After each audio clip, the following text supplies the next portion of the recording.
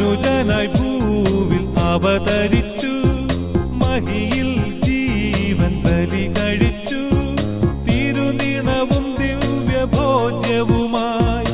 ഈ ഉലകത്തിൻ ജീവനായി വഴിയും സത്യവുമായവനെ നിൻ തിരുനാമം വാഴ്ത്തുന്നു. മനുജനായി ഭൂവിൽ അവതരിച്ചു, മഹിയിൽ ജീവൻ ബലി കഴിച്ചു. തിരുനിണവും ദിവ്യഭോജ്യവുമായി